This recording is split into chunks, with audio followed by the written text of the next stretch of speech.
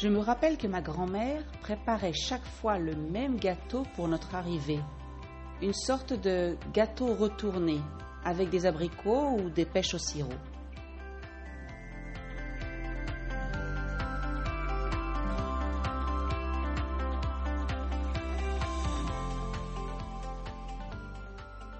Bonjour et bienvenue à French to Go. Welcome to French to Go. Suivez-moi et mes amis sur ce podcast en français pour pratiquer le vocabulaire quotidien. Follow me and my friends in this podcast in French to practice daily vocabulary.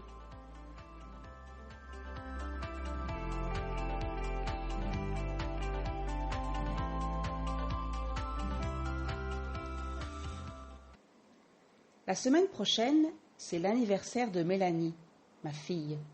Elle aura 17 ans. C'est incroyable comme le temps passe vite. Je me suis dit que ce serait une bonne idée de lui faire un poster avec des photos d'elle à différents âges. Alors, je suis allée chercher la boîte de photos et les vieux albums, à l'époque où je mettais encore des photos dans des albums. Aujourd'hui, tout est dans mon téléphone ou mon ordinateur, bien évidemment. Et au final, j'ai passé 2 heures à regarder les vieilles photos. Celles de mon enfance, celles du mariage et des moments passés avec Franck avant la naissance des enfants, et puis bien sûr, celles des enfants. J'ai retrouvé par exemple une photo de moi avec mon chien Joss. Je devais avoir 3 ou 4 ans. J'étais chez mes grands-parents, dans leur jardin. En fait, quand j'étais petite, j'allais tous les étés passer 1 mois chez eux, sans mes parents, juste avec ma sœur et mes frères. Mes grands-parents habitaient dans le nord de la France, à Dunkerque. C'était trop compliqué de garder le chien dans l'appartement de mes parents à Grenoble, donc ils l'ont emmené une fois chez mes grands-parents et il y est resté. Et donc, chaque été, je retrouvais aussi mon chien là-bas. Je me rappelle que ma grand-mère préparait chaque fois le même gâteau pour notre arrivée.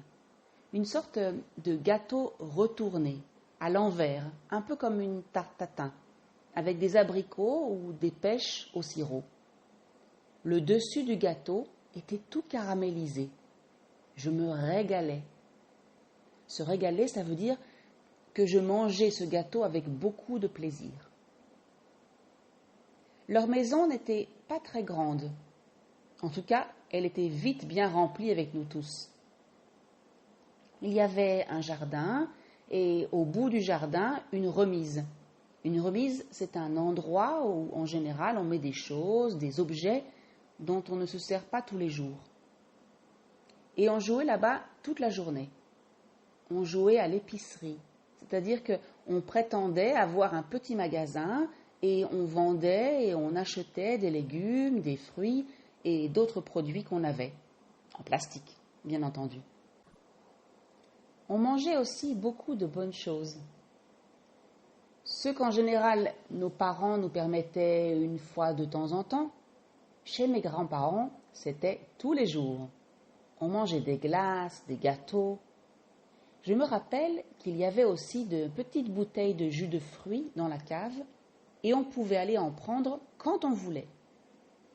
Et puis, si on ne voulait pas de légumes, pas de problème. C'était patates, pommes de terre, à volonté. Bref, vous l'avez compris, on était gâtés pourris.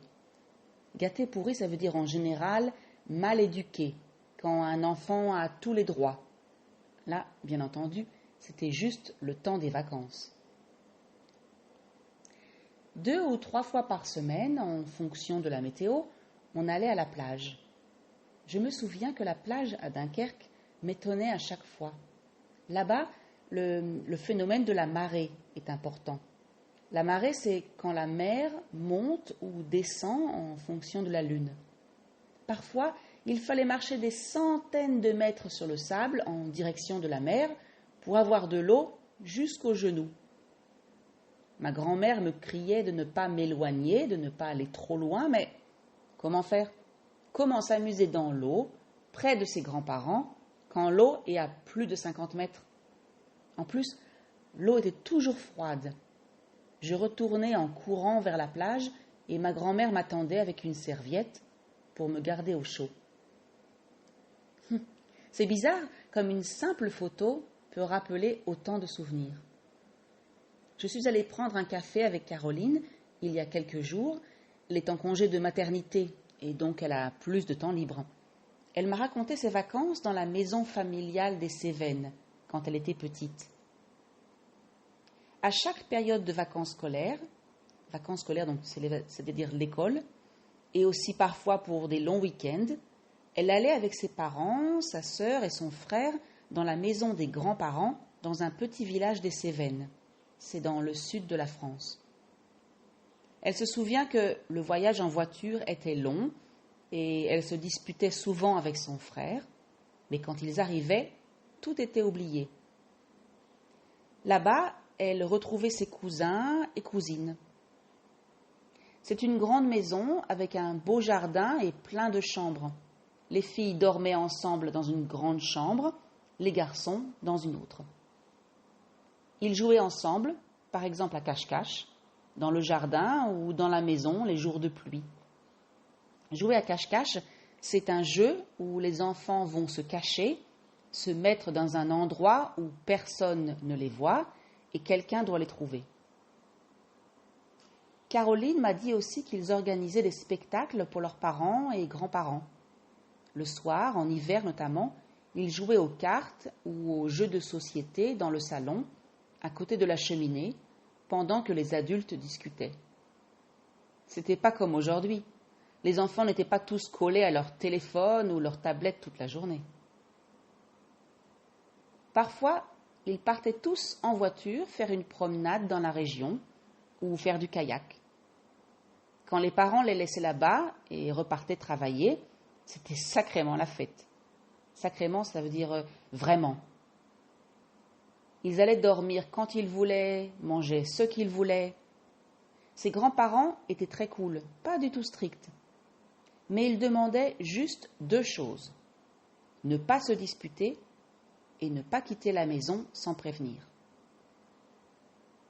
Caroline en garde d'excellents souvenirs, même si les dernières années, c'était moins amusant parce que beaucoup de ses cousins, plus âgés, ne venaient plus. Ou bien ils venaient, mais avec un petit copain ou une petite copine, c'est comme ça qu'on appelle un amoureux, une amoureuse, et ils ne voulaient plus jouer avec elle. Caroline est l'une des plus petites de la famille. Aujourd'hui, ils se retrouvent toujours là-bas, mais cette fois en famille, donc avec leurs propres enfants. Les grands-parents de Caroline sont décédés, et c'est la mère de Caroline qui les accueille. Caroline a hâte d'avoir son bébé et d'aller avec son enfant retrouver ses cousins et cousines dans cette belle maison. Avoir hâte, ça veut dire être impatient de faire quelque chose. Et vous? Vous avez des souvenirs particuliers de vos vacances quand vous étiez enfant? Racontez-les-moi dans les commentaires.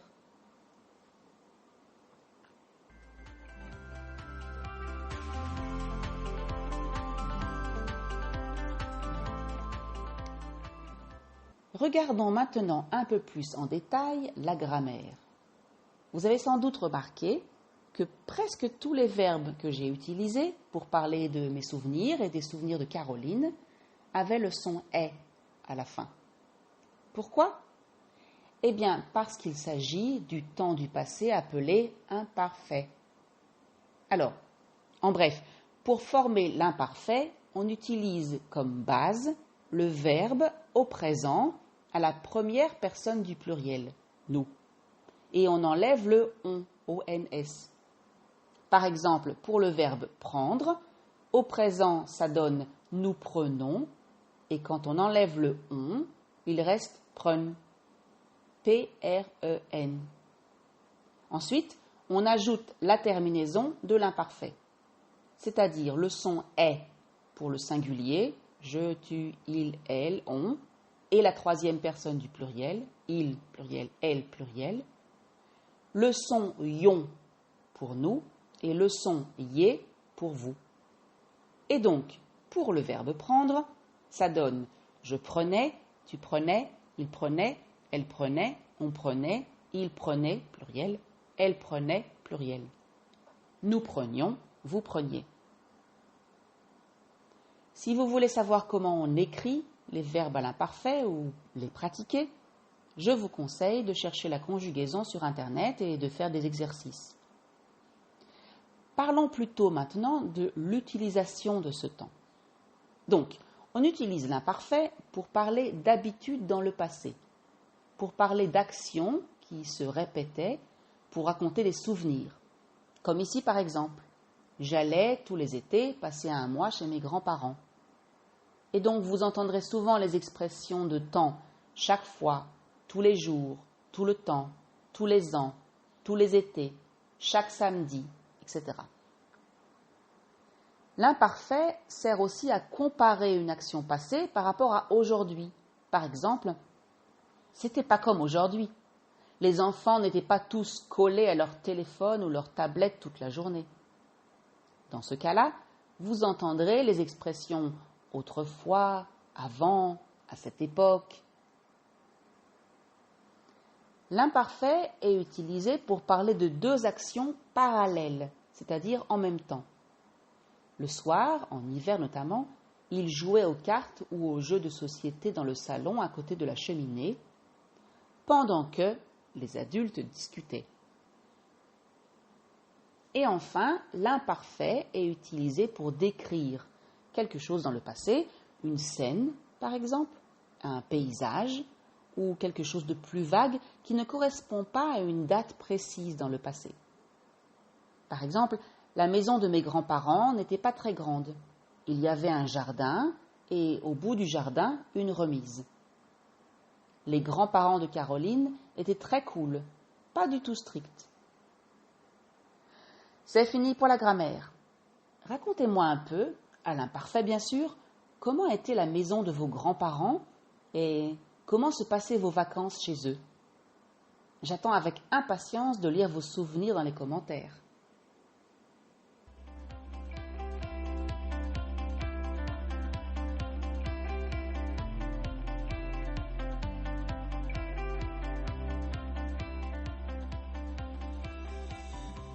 Et voilà, c'est fini pour aujourd'hui. That's it for today. Merci de m'avoir écouté. Je vous rappelle que vous pouvez trouver la transcription ainsi que la traduction en anglais et en hébreu sur le site www.frenchcart.com. Thank you for listening. I remind you that you can find the transcription as well as a translation into Hebrew or English on the website www.frenchcart.com. Je vous dis à bientôt pour un prochain podcast. See you or hear you soon for another podcast.